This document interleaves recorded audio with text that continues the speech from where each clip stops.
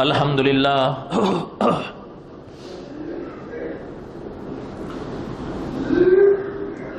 الحمدللہ حمدا کثیرا طیبا کما امر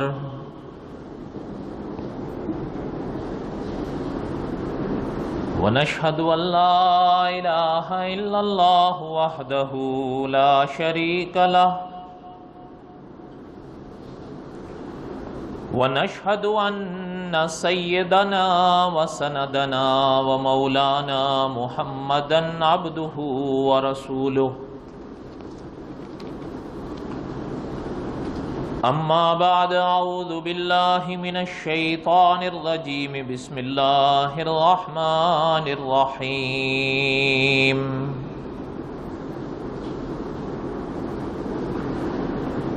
وَقُلْنَا يَا آدَمُ اسْكُنْ أَنْتَ وَزَوْجُكَ الْجَنَّةَ وَكُلَا مِنْهَا رَغَدًا حَيْثُ شِئْتُمَا وَلَا تَقْرَبَا هَذِهِ الشَّجَرَةَ فَتَكُونَا مِنَ الظَّالِمِينَ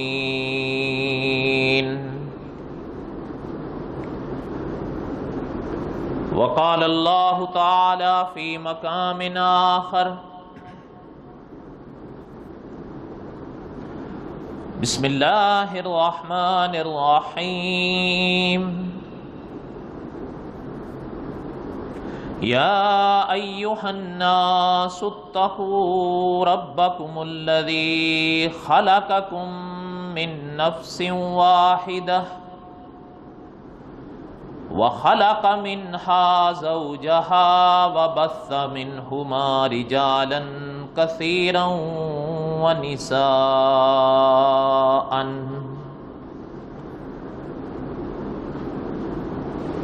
وقال النبي صلى الله عليه وسلم كلكم بنو آدم وآدم من تراب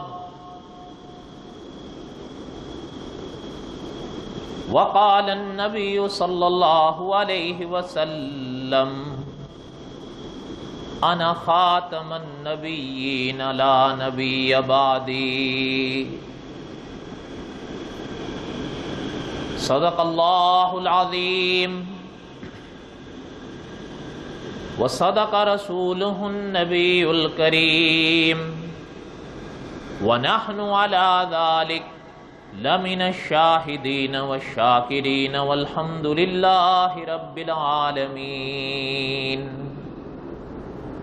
اللهم صل على محمد وعلى آل محمد كما صليت على إبراهيم وعلى آل إبراهيم إنك حميد مجيد اللهم بارك على محمد وعلى آل محمد كما باركت على إبراهيم وعلى آل إبراهيم إنك حميد مجيد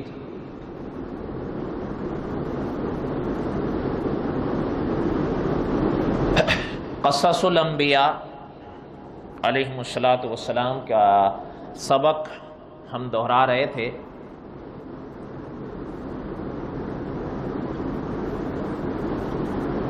حضرت آدم علیہ السلام کے واقعات ہم پڑھ رہے ہیں۔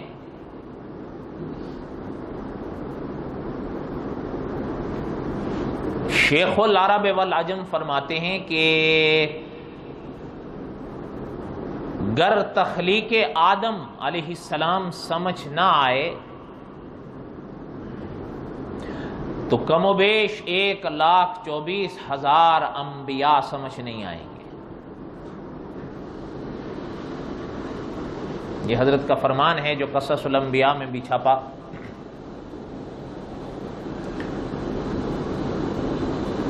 اس لیے ہمارے اکابر نے علماء حق نے جہاں اور موضوعات دین اسلام کے بڑی شرح کے ساتھ پڑھائے اور سمجھائے ہیں، وہاں حضرت آدم کے واقعات کو بھی بڑی تفصیل کے ساتھ بیان کیا ہے کلام پاک اور احادیث طیبہ کی روشنی میں۔ کچھ واقعات حضرت کے تاریخ سے لیے علماء نے تو وہاں نشاندہی فرما دی کہ یہ واقعہ ہم نے تاریخ سے لیا، اور یہ جو واقعات اکابر نے تاریخ سے لیے حضرت آدم کے علیہ الصلاۃ والسلام، ان کی وہاں پر ہمارے علماء نے وضاحت کر دی۔ انشاءاللہ اپنے موقع پر شاید ہم بھی اس کو ذکر کریں گے علماء کے حوالے سے۔ ہم یہاں تک پہنچے تھے کہ حضرت آدم علیہ الصلاۃ والسلام کے لیے ملائکہ کو اللہ نے حکم دیا کہ آدم کو سجدہ کریں علیہ السلام، الا ابلیس، مگر ابلیس انکاری ہوا، ابا واستکبر وکان من الکافرین۔ ابلیس کے بارے میں ہم نے کئی باتیں پڑھی، کہیں تفصیل سے کہیں اختصار سے۔ اب آگے چلتے ہیں۔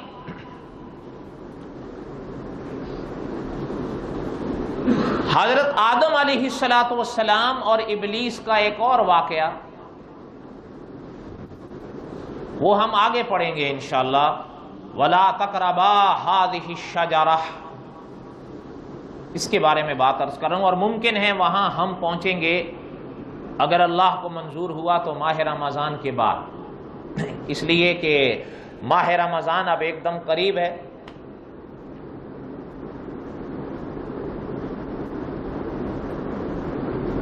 آج اگلا سبق پڑھتے ہیں۔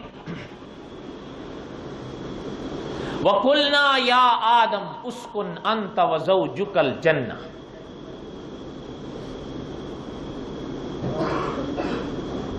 اب ذرا تفصیل تھوڑی سی سنتے چلیے۔ علماء لکھتے ہیں کہ اللہ تعالیٰ نے وہ واقعات جو ہم نے گزشتہ جمعوں میں پڑھے، وہ ہونے کے بعد حضرت آدم جنت میں رہنے لگے، لیکن تھے اکیلے۔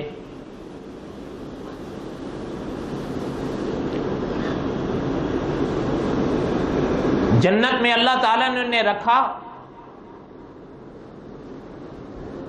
خوبصورت وہ وادیاں، لیکن تھے اکیلے۔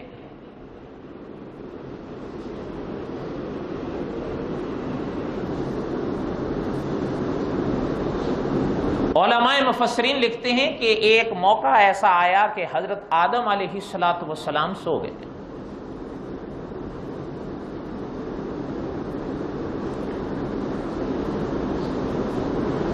جب سوئے ہیں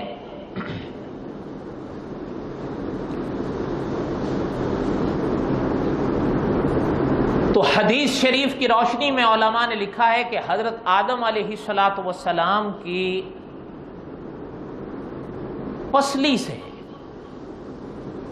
اللہ تعالی نے ایک خاتون کو پیدا فرمایا،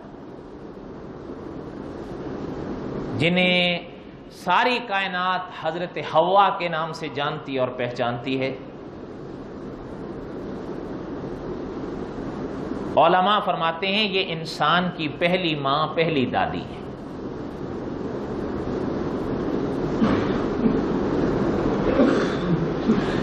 عرب کا مشہور شہر جدہ، علماء فرماتے ہیں کہ یہ جیم کی زیر کے ساتھ دادی کو کہا جاتا ہے، اور جدہ شہر کو جدہ علماء کی تحقیق کے مطابق اس لیے کہا جاتا ہے کہ وہ ہماری سب سے پہلی دادی یعنی حضرت حوا کا شہر ہے۔ ان کا شہر کا کیا معنی ہے وہ انشاءاللہ آگے آئیں گی تفصیلات، اللہ کو منظور ہوا تو۔ پہلے ابتدا سنیں۔ فرمایا کہ حضرت آدم علیہ الصلاۃ والسلام جنت کی اس وادی میں سو رہے تھے کہ اللہ تعالیٰ نے حضرت آدم علیہ الصلاۃ والسلام کی پسلی سے حضرت حوا کو پیدا فرمایا۔ اب علماء نے یہاں پر چند باتوں پر بڑی عجیب تفصیل لکھی ہے. پہلی بات تو یہ سمجھیں کہ حضرت حوا، کہ حوا کا معنی کیا ہے. جب ہم نے قصص الانبیاء کا حضرت آدم علیہ السلام کے حوالے سے پہلا سبق پڑھا تھا تو وہاں ہم نے عرض کیا تھا کہ آدم کا معنی کیا ہے. اب تھوڑا سا حضرت حوا کے بارے میں، وہ بھی قریب قریب وہی تفصیل ہے کہ علماء کا فیصلہ یہ ہے کہ حضرت حوا اس زبان کا لفظ ہے جو اب اس دنیا میں معدوم ہے، نہ بولی جاتی ہے نہ لکھی جاتی ہے. اب اس کا وجود ہی پردہ کائنات سے ہٹ گیا ہے. اس لیے یقین کے ساتھ تو علماء نے فرمایا کہ حوا کے لفظ کا یا نام کا معنی متعین کرنا مشکل ہے. البتہ کچھ اکابر نے اپنی تحقیق کچھ اور بنا پر پیش فرمائی. فرمایا کہ حوا دو معنی علماء نے کی. ایک معنی یہ کہ حوا، یہ لفظ علماء فرماتے ہیں کہ حیٌ سے بنا ہے، اور اس کا معنی وہ علماء یہ کرتے ہیں کہ چونکہ وہ ہر حیٌ کی ماں ہیں اس لیے حوا کہلائیں کہ آپ اور ہم سے پہلے یا قیامت تک آنے والے جو لوگ ہیں ان کے اندر زندگی ہوگی جب تک اللہ چاہیں گے. تو چونکہ ہر زندگی رکھنے والے انسان کی وہ ماں ہیں تو اس لیے وہ حوا کہلائیں. اور دوسرے علماء نے فرمایا کہ ایک اور معنی ان علماء نے فرمایا، وہ فرماتے ہیں کہ چونکہ حضرت حوا، حضرت آدم، چونکہ حضرت آدم زندہ تھے اور ایک حیٌ سے حضرت حوا کا جنم ہوا تھا اس لیے وہ حوا کہلائیں کہ حضرت آدم کے اندر زندگی تھی.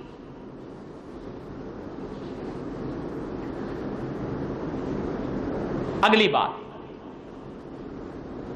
علماء نے فرمایا کہ حضرت حوا حضرت آدم علیہ السلام کے وجود سے بنی.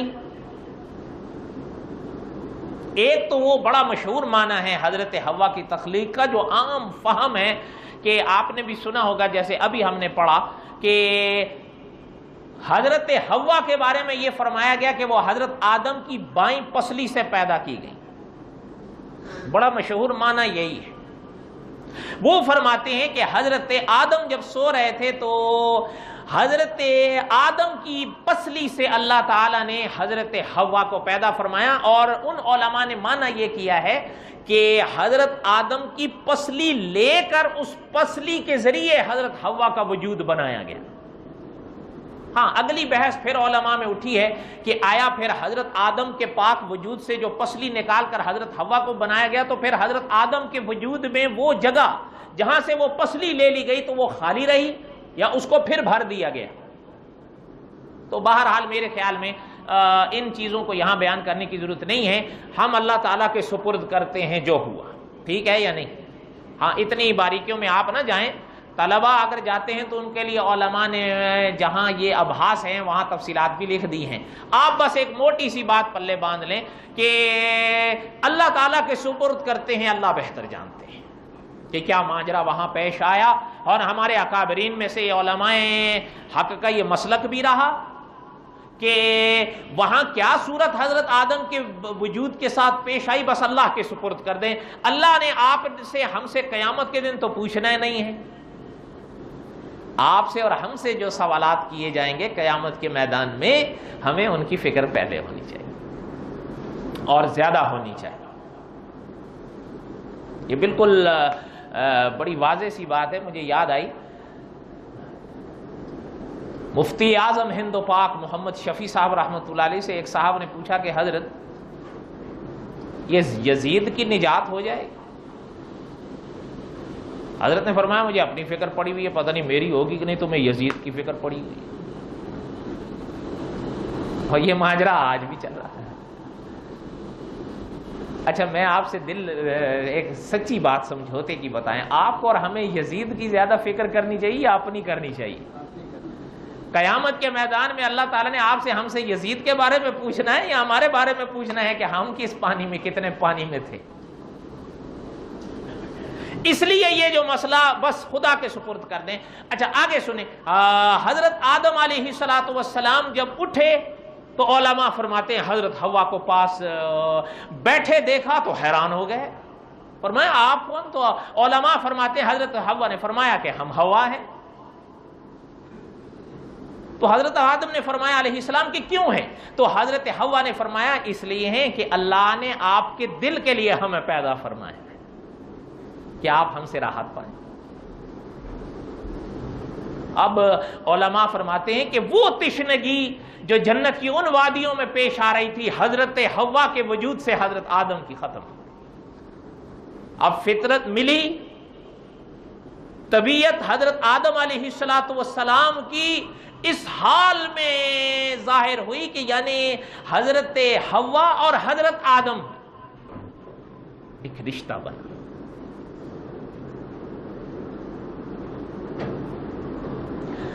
دوسرے علماء نے فرمایا کہ حضرت حوا کی پیدائش تو ہوئی لیکن اس کا یہ معنی نہیں. وہ فرماتے ہیں کہ حضرت حوا پیدا ہوئی لیکن ان کا فرمانا یہ تھا کہ حضرت آدم علیہ السلام کے وجود سے بننا حضرت حوا کا معنی یہ ہے کہ جس مٹی سے حضرت آدم علیہ السلام کے وجود کو بنایا گیا اس مٹی کا جو حصہ باقی بچ گیا تھا اس بقایا مٹی سے حضرت حوا کا وجود بنایا گیا. بات سمجھ میں آ رہی ہے؟ نہیں آ رہی؟ وہ فرماتے ہیں کہ اور ہاں اب رہ گیا مسئلہ کہ دیکھیں حدیث شریف کے حوالے سے جو میں نے بات عرض کی کہ حدیث شریف میں فرمایا گیا کہ حضرت حوا یا خاتون کی پیدائش جو ہے وہ پسلی سے ہوئی. اور عام طور پر مرد یہ بیان بھی کرتے رہتے ہیں ہمارے کہ جی عورت تو ٹیڑھی مخلوق ہے چونکہ ٹیڑھی پسلی سے پیدا ہوئی ہے. انا للہ و انا الیہ راجعون. حالانکہ وہ بیچارے نہیں جانتے کہ ان احادیث کا معنی محدثین نے کیا کیا ہے رحمہم اللہ. پتہ ہے جب یہ چیز ہمارے لوگ پڑھتے ہیں ذرا دل لگتی مجھے بات کہے گا آپ کے اور ہمارے ذہن میں اس سے کیا معنی ذہن میں آتا ہے؟ ہم اس کو خوبی سمجھتے ہیں خواتین کے لیے یا عیب سمجھتے ہیں؟ بتائیں. ایسا ہی ہے نا؟ حالانکہ محدثین نے اس کا یہ معنی نہیں لیا ہے. آپ کے اور ہمارے ذہن دوسری طرف نکلنے پڑتے ہیں عیب کی طرف, جبکہ محدثین نے اس کو خوبی شمار کیا ہے. وہ فرماتے ہیں کہ آپ صلی اللہ علیہ وسلم نے جو خواتین کو مثال دی ہے پسلی سے تو یہ مت سمجھو کہ یہ کوئی عیب والی بات کی طرف رخ جا رہا ہے. نہیں, وہ علماء فرماتے ہیں کہ اصل پسلی جو ہوتی ہے نا, یہ پسلیاں, یہ اوپر والی جو پسلیاں ہوتی ہیں نا یہ بالکل ٹیڑھی ہوتی ہیں. لیکن میں ذرا آپ سے پوچھتا ہوں پسلی کا حسن, پسلی کی خوبی ٹیڑھے ہونے میں ہے یا سیدھے ہونے میں ہے؟ سیدھے ہونے میں. انا للہ و انا الیہ راجعون. بیڑا غرق ہو جائے گا, پھر تو آپریشن کروانا پڑے گا. پسلی کا حسن جو ہے وہ ٹیڑھے میں ہے. اگر خدا نہ کرے کسی کی پسلی جو ہے نا وہ سیدھی ہو جائے تو علماء فرماتے ہیں پلستر اور آپریشن کے ذریعے انسان ڈاکٹروں کے التجائیں کرے گا کہ یار اس کو ٹیڑھا کر کے دو, کیونکہ انسان یہ بات سمجھ سکتا ہے کہ پسلی میں جو خوبی ہے وہ اس کے سیدھے ہونے میں نہیں ٹیڑھے ہونے میں ہے. اور علماء نے فرمایا کہ خواتین کو جو مثال دی گئی ہے حدیث میں پسلی سے مراد عیب نہیں خوبی ہے, کہ جس طرح پسلی کی خوبی یہ ہے کہ وہ ٹیڑھی رہے, خواتین کی خوبی یہ ہے کہ وہ پسلی کی طرح ٹیڑھی رہے. اچھا اس سے مراد کیا ہے؟ وہ بات نہیں جو آپ نے ہم نے ذہن میں بٹھا لی ہے. محدثین نے اس کا معنی یہ کیا ہے کہ ہماری فطرت, ان کی فطرت, ہماری طبیعت, ان کی طبیعت, یہ دونوں آپس میں الگ الگ ہیں. ہمیں وہ اپنی جو ہماری سوچ ہے, ہماری جو فطرت ہے, ہماری جو طبیعت ہے, وہ ایک بات کہیں گی ہمیں اپنی طبیعت کے بالکل الٹی لگ رہا ہے, وہ ٹیڑھی نظر آئے گی. وہ کہیں گے یار یہ کیا ہے, حالانکہ وہ بالکل عین ان کی فطرت اور طبیعت کے مطابق ہے اور اسی میں وہ خوبی ہے. ہم اپنی فطرت اور خوبی اور عادت کے مطابق اس کو سمجھنا یا ڈھالنا چاہ رہے ہیں، تو پھر حدیث میں فرمایا گیا کہ اگر اس پسلی کو سیدھا کرنے کی کوشش کرو گے تو یہ ٹوٹ جائے گی. اس کو اس کی خوبی میں رہ کر اس سے فائدہ اٹھاؤ. اگر اس کو سیدھا کرنا چاہو گے یہ ٹوٹ جائے گی. اور ٹوٹنے سے مراد کیا ہے؟ طلاق کا ہو، خدا نہ کرے. کوئی بات سمجھ میں آ رہی ہے یا آپ کے اوپر سے جا رہی ہے؟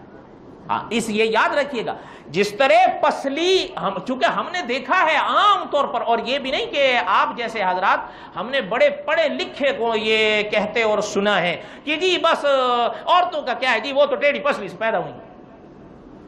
لا حول ولا قوت. وہ اس کو عیب سمجھ رہا ہوتا، حالانکہ یہ دماغ اس کی عقل یہاں تک نہیں دوڑ پاتی کہ حضرت حوا کی تاریخ خود یہ بیان کی جاتی ہے کہ حضرت حوا کی تخلیق پسلی سے ہوئی.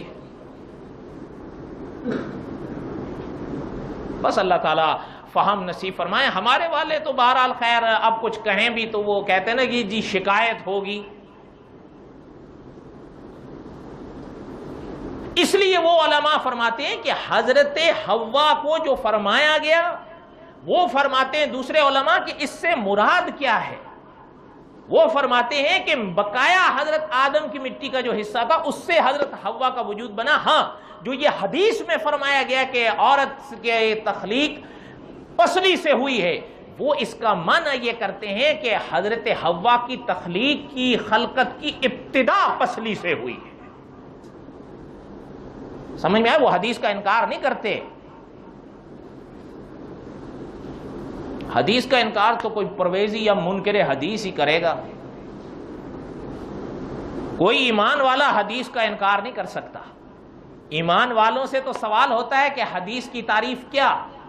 تو آپ حضرات کو اور ہم جیسوں کو سمجھانے کے لیے علماء بڑا جامع معنی لفظ استعمال کرتے ہیں کہ یاد رکھیں حضور علیہ الصلوۃ والسلام کی احادیث خدا کے قرآن کو دیکھنے کے لیے آنکھیں ہیں. حضور کی احادیث طیبہ نہیں ہوں گی تو قرآن سمجھ میں نہیں آئے. ہے یا نہیں؟ قرآن پاک میں ہے نا اقیموا الصلاۃ، نماز کو قائم کرو، ادا کرو. اچھا یہ کہاں ہے کہ فجر کی 2 رکعت سنت ہیں اور 2 رکعت فرض ہیں؟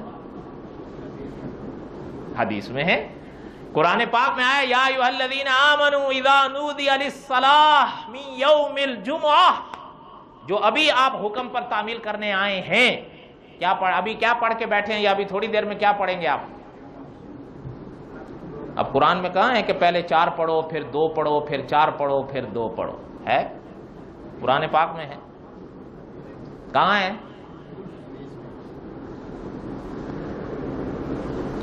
وَآتُوا الزَّکاۃ، زکوٰۃ کو ادا کرو. اللہ کا حکم ہے نا. اور عام طور پر ماہ رمضان میں مسلمان کوشش کرتا ہے کہ میں زکوٰۃ کو ادا کروں. اچھا یہ کہاں قرآن پاک میں کہاں لکھا ہے کہ 7.25 تولہ سونا ہو 52.5 تولہ چاندی ہو تو اتنی زکوٰۃ آپ نے دینی ہے؟ ہے قرآن میں؟ 40 بکریاں ہوں 5 اونٹ ہوں، یہ کہاں ہے کہیں قرآن پاک؟ وَلِلَّهِ عَلَى النَّاسِ حِجُّ الْبَيْتِ مَنِ اسْتَطَاعَ إِلَيْهِ سَبِيلًا. قرآن کہتا ہے حج کرو کعبے کا. اچھا یہ کہاں ہے کہ آپ نے احرام باندھنا ہے اور کس طرح باندھنا ہے؟ اچھا طواف کے چکر کتنے ہیں؟ وہ قرآن پاک کی کوئی آیت سناؤ جس میں ہو کہ طواف کے چکر 7 ہیں. ان الصفا والمروہ، قرآن پاک میں صفا مروہ خدا کی نشانیوں میں سے ہے. آپ نے ہم نے اگر خدا لے جائے وہاں جب جائیں گے تو طواف کے بعد کیا کریں گے؟ سعی. صفا مروہ کی سعی کے کتنے پھیرے ہوتے ہیں؟ اب چپ ہو گئے ہو یار. آپ میں سے حاجی بھی ہیں عمرے والے بھی ہیں، اس میں پریشانی کی کون سی بات ہے؟ پتہ نہیں ہے کتنے وہاں کرتے آئے ہو. طواف 7 تو صفا مروہ کی صحیح بھی انا للہ و انا الیہ راجعون. اپنے عقیدے اور عمل پر آپ کو کانفیڈنس نہیں ہے. یہی وجہ ہے کہ آج باطل آپ سے فائدہ اٹھاتا ہے. اس کو پتا ہے سامنے کیا ہے، میں کچھ بھی کہہ دوں گا، وہ بیچارہ خود ہی شک میں پڑ جائے گا یار وہ کہیں ایسا ہی نہ ہو یار. اس لیے قرآن پاک کو دیکھنے کے لیے احادیث آنکھیں ہیں. کوئی شخص احادیث طیبہ کا انکار کر کے قرآن پاک پہ ایمان نہیں رکھ سکتا، یہ یاد رکھیے، ورنہ کوئی پنجہ آزمائی کر دیکھے۔ خیر بہرحال میرے کہنے کا مقصد یہ تھا کہ احادیث طیبہ کا وہ علماء انکار نہیں کرتے ہیں، معنی سمجھاتے ہیں۔ بہرحال حضرت آدم علیہ السلام کے پاک وجود سے حضرت حوا کی تخلیق ہوئی، یہ موٹی سی بات آپ ذہن میں رکھ دیں، کچھ باتیں میں نے طلباء کے لیے عرض کر دی ہیں۔ اب قرآن پاک کی جو آیت میں نے پڑھی تھی، وَقُلْنَا يَا آدَمْ اُسْكُنْ أَنْتَ وَزَوْجُكَ الْجَنَّةَ، اس میں ایک بات تو یہ بحث کی علماء نے حضرت حوا کی۔ اب حضرت آدم علیہ السلام اور حضرت حوا اپنے اپنے وقت کے لحاظ سے دونوں پیدا ہوئے۔ پہلے حضرت آدم کی تخلیق ہوئی، ملائکہ والا واقعہ پیش آیا، ابلیس والا واقعہ پیش آیا، پھر اس کے بعد اب قرآن پاک اس واقعے کو بیان کر رہا ہے۔ آگے آئے گا وہ واقعہ انشاءاللہ، وَلَا تَقْرَبَا هَٰذِهِ الشَّجَرَةَ، وہ درخت والا واقعہ۔ حضرت آدم اور حضرت حوا جنت میں رہے، قرآن پاک میں اللہ تعالیٰ نے اب یہاں پر اس واقعے کو بیان فرمایا۔ وَقُلْنَا يَا آدَمْ اُسْكُنْ أَنْتَ وَزَوْجُكَ الْجَنَّةَ، اللہ تعالیٰ نے حضرت آدم اور حضرت حوا دونوں کا اکٹھا ذکر فرمایا ہے، دونوں جنت میں رہو۔ کہاں رہو؟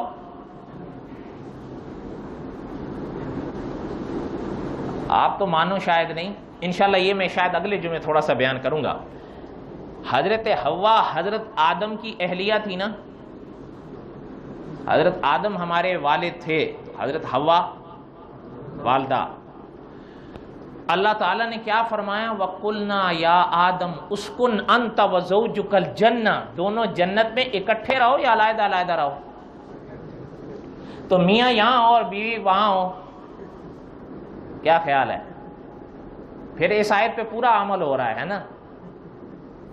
نہیں یار، دل لگتی بات کہو، سیدھی صاف بات بتاؤ مجھے۔ وہاں پہ عرصہ ہو گیا ہمیں، اور یہ میں اپنی طرف سے نہیں لگا رہا ہوں، علماء مفسرین نے اس آیت کی تفسیر میں لکھا ہے کہ یہ آیت جہاں اور اسباق ہمیں پڑھاتی ہے، ان اسباق میں ایک سبق یہ بھی ماں باپ کے لیے۔ اچھا پتہ ہے ہمارے پاس لوگ آتے ہیں، اور جی ماں باپ کے حقوق بیان کرو۔ اچھا جی ٹھیک ہے جی، کرنے چاہیے یا نہیں چاہیے؟ اچھا مجھے آج تک تجربہ اس کا نہیں ہوا کہ کوئی میرے پاس آ کے یہ بولا ہو کہ جی ذرا اولاد کے حقوق بیان کرو۔ آپ کو شاید ہوتا ہو، مجھے تو نہیں ہوا آج تک۔ ہمارے ایک استاد تھے، وہ فرمایا کرتے تھے کہ کچھ بیڑا ہم لوگوں نے غرق کر دیا ہے۔ میں کہا حضرت وہ کیا؟ کہنے لگی اس بات پر عمل کر کر کے نا، اب وہ کیا ہوا ہے کہ اولاد کی طرف سے تو جھول تھا ہی تھا، لیکن اب ماں باپ میں اس طرح جھول آیا ہے کہ جب ہمارے زبان سے اپنے حقوق وہ سنتے ہیں، وہ اولاد پر ہمارے اتنے حق ہے، یہ بھول جاتے ہیں کہ اولاد کے بھی شاید ہماری طرف کوئی حق ہوں گے، تو الٹی چھری رکھتے ہیں اور اولاد کے اوپر۔ یہ مذاق نہیں کر رہا ہوں، ہو سکتا ہے آپ کہیں نہیں ہمارے والے، اچھا اولاد کے گلے شکوے تو ہم سب کرتے ہیں، ہمارے اپنا کیا حال ہے، آپ نہ مانیں۔ یہ عوام ہیں، کیسے اعتدال میں رہیں گے؟ جھول میں ضرور اتریں گے، یا افراد میں چلے جائیں یا تفرید میں چلے جائیں، یا تو اتنی سختی کہ اس کی سانس یہاں اٹک جائے گی، اور یہاں اتنی نرمی کے بچے بچیاں کہاں ہیں پتا جی کو پتہ ہی نہیں ہے۔ اور جی کیا ہے جی بات جی ہمیں بھروسہ ہے، کس چیز کا بھروسہ ہے؟ وہ کہ وہ معصومان الخطا ہے؟ لا حول ولا قوت۔ اعتدال ہونا چاہیے، درمیان میں انسان رہے۔ اس آیت کے اسباب میں علماء نے فرمایا کہ جہاں یہ آیت اور ہمیں سبق دیتی ہے، وہاں ایک سبق یہ بھی یہ آیت دیتی ہے کہ اولاد جب ماں باپ جب اولاد کا رشتہ کرے تو پھر اپنے بیٹے اور بہو کو سنگ رکھے، اپنی کوشش کرے کہ وہ سنگ رہے۔ ہم بھی یہی کوشش کرتے ہیں نا۔ اب تو خیر حالات بدل گئے ہیں، ورنہ ہمارا جو دور تھا ہم نے تو وہ دیکھا ہے، گھروں کی لڑائیاں جھگڑے اسی بنا پر ہوتے تھے۔ بیٹا کہتا تھا میں ساتھ رکھتا ہوں، ماں باپ خبردار وہاں رہے گی. اچھا میں اس دن ایک بات اپنے گھر میں کہہ رہا تھا, ہو سکتا ہے آپ اتفاق نہ کریں. جو عام طور پر ہمارے گھر میں ہوتی ہیں نا ہماری بیویاں, وہ بالعموم اپنی ساسوں کے ساتھ رہنا نہیں چاہتی, اپنی ساس کے ساتھ وہ رہنا نہیں چاہتی بالعموم, اگر ان کو اختیار دیا جائے نا. اب ایک تو ہے نا کہ آپ اور میں ہم ڈنڈے کے زور پر اس کو رکھیں, وہ تو کیا کرے گی, ورنہ اگر اس پر اختیار چھوڑ دیا جائے یا اس کے بس میں ہو, وہ اپنی ساس کے ساتھ رہنا پسند نہیں کرتی عام طور پر. اللہ ماشاءاللہ کوئی ہزاروں کروڑوں میں ہمیں تو نہیں نظر آئی آج تک, سب زبردستی کے سودے ہیں.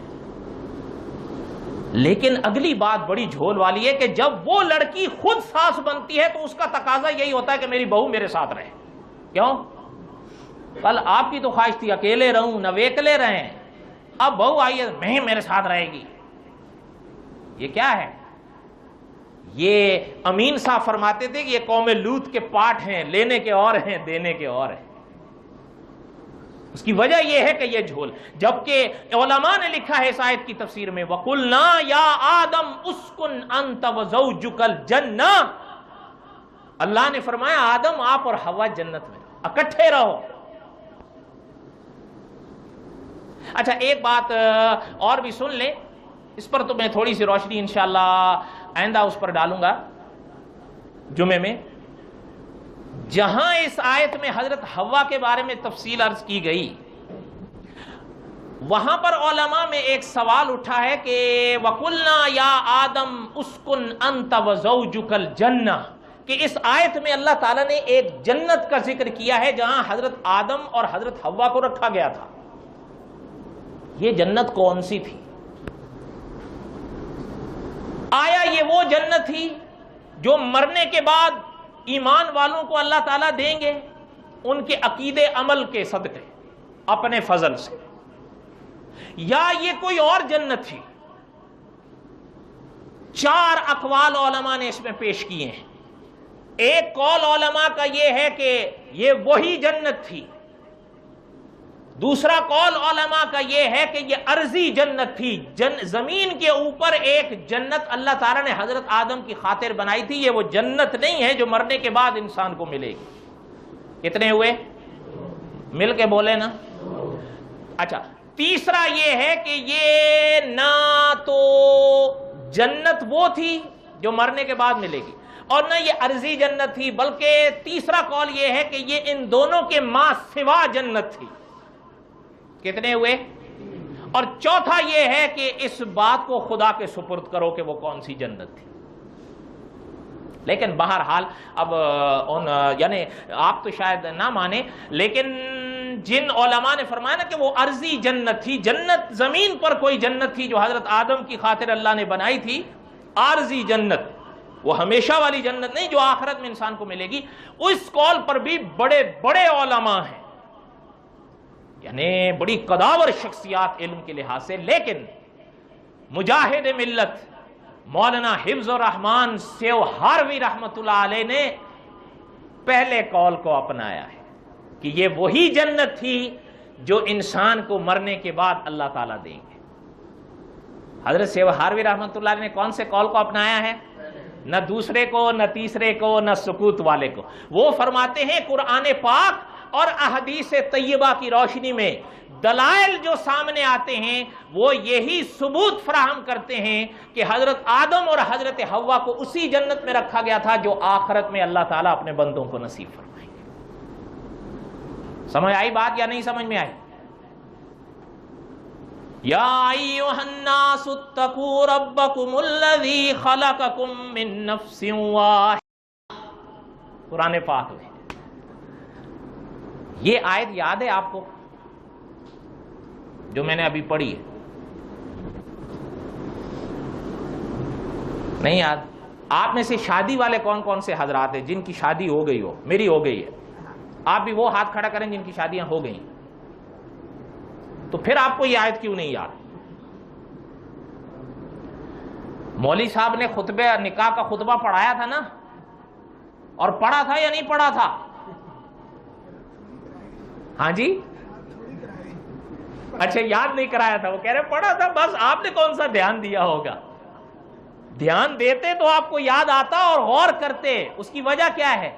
ہم نے تو وہ میرے حال میں دلہنیا کے انتظار میں ہوتے نا، ادھر دھیان نہیں ہوتا. ورنہ آپ صلی اللہ علیہ وسلم نے ایجاب بالقبول کے موقع پر خطبہ حضور نے سکھایا ہے صلی اللہ علیہ وسلم، اور تلقین فرمائی ہے.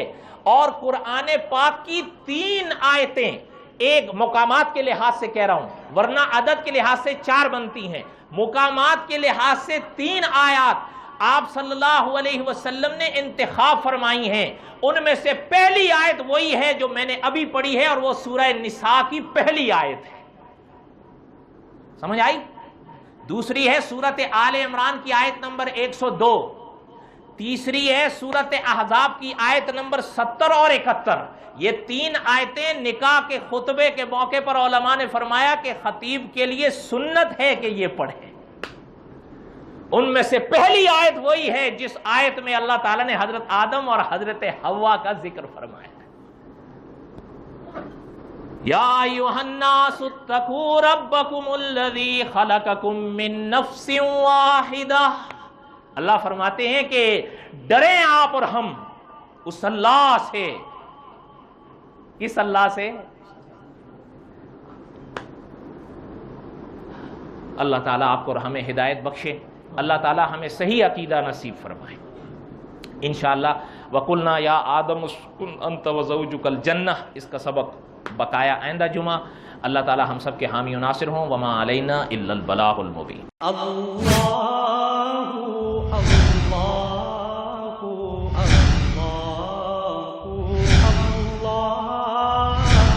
اللہ